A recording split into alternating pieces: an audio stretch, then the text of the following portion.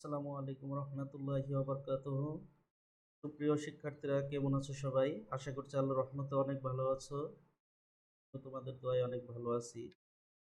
আমাদের যে বিষয় ক্লাস নেওয়া হবে সেটি হচ্ছে তৎসম বা সংস্কৃত উপসর্গ।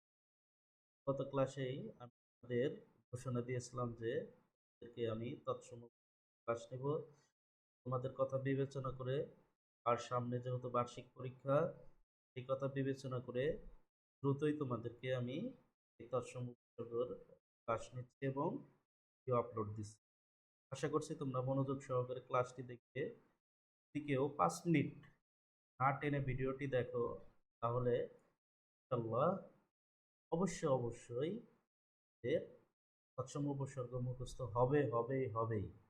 আর যদি কারো মুখস্থ না হয়, তাহলে যদি 5 মিনিটে কারো তৎসম উপসর্গ মুখস্থ না হয় আমার ভিডিও দেখে, তাহলে তোমাদেরকে করানো হবে।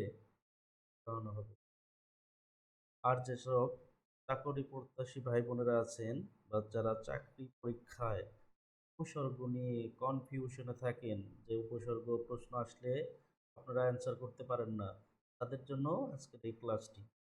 কথা না বাড়িয়ে চলুন আমাদের ক্লাসটি শুরু।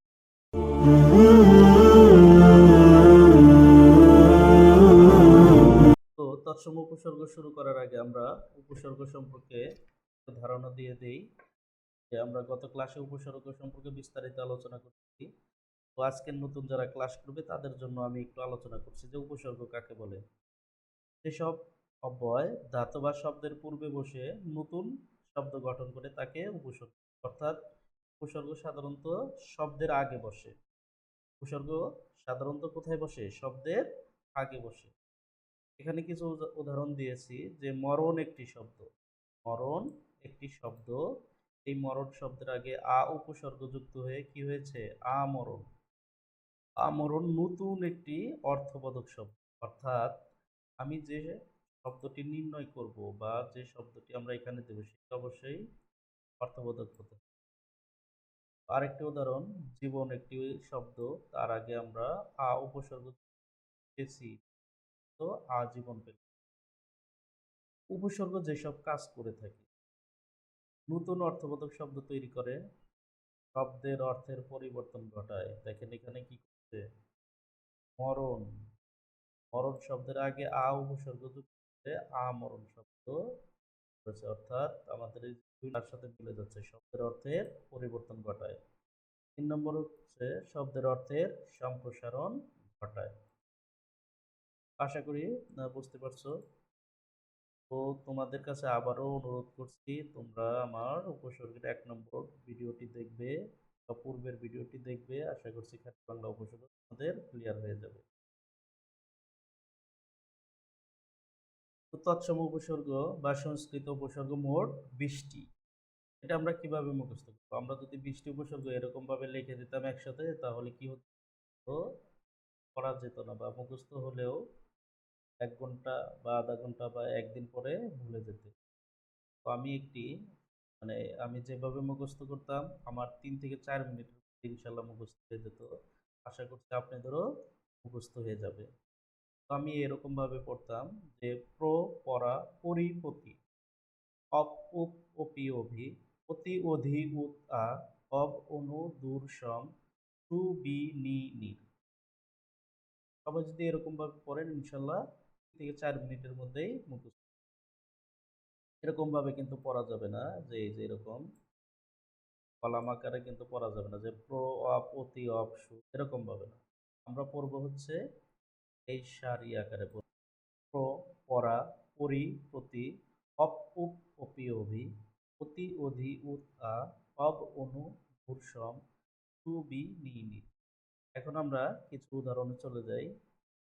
এখানে সবগুলো উপসর্গ, তো যে তৎসম উপসর্গ 20টি, সেই 20টি উপসর্গ দিয়ে আমাদের কি করেছি? ধরুন এগুলো হচ্ছে আমাদের কি উপসর্গ। এই পাশে এই কলামটা হচ্ছে আমাদের কি? এখানে প্রথম উপসর্গ কি ছিল? প্রথম উপসর্গ ছিল প্র। তাহলে আপ একটি শব্দ, তার আগে প্র উপসর্গ যুক্ত হয়ে নতুন একটি শব্দ তৈরি করেছে, সেটি হচ্ছে প্রভাব। তারপরে আছে চলন একটি শব্দ, তার আগে প্র উপসর্গ যুক্ত হয়ে প্রচলন হয়েছে। উত একটি উপসর্গ, তার সাথে কোন শব্দ যুক্ত করে আমরা একটি অর্থবোধক শব্দ পেলাম, সেটি কি উৎপাদন। পাদন শব্দটাকে আমরা উত উপসর্গ দিয়ে উৎপাদন। তো যদি পরীক্ষায় আসে যে প্রতি মাস কোন ধরনের উপসর্গ বা কোনটি তৎসম উপসর্গ, তখন আমরা কি করব? প্রতি মাসকে আমরা এরকম ভাবে লিখব, সন্ধি বিচ্ছেদ যেরকম ভাবে করি, মাস শব্দের আগে প্রতি উপসর্গ যুক্ত হয়ে সেটি হয়েছে কি প্রতি মাস।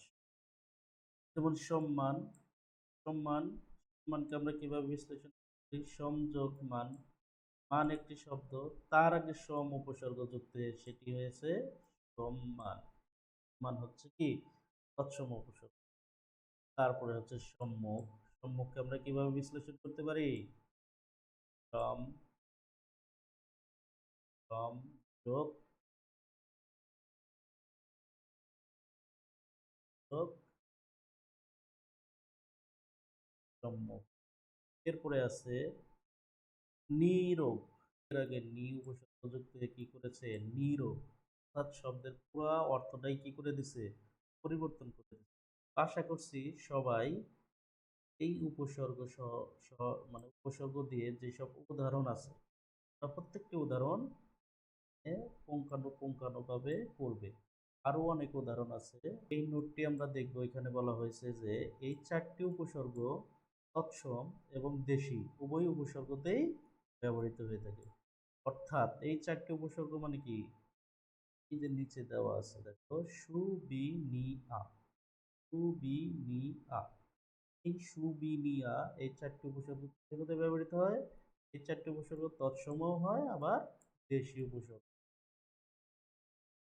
দেখো দেশি উপসর্গ হয় কিনা আমরা একটু প্রিভিয়াস যেটা আছে আমরা ওখানে যাই। সু, দেখো সু কোথায় আছে? এই যে খাঁটি বাংলা কি খাঁটি বাংলা বা দেশি উপসর্গ, এখানে কি আছে? সু, কোথায় আছে? বি, ই, আ কোথায় আছে?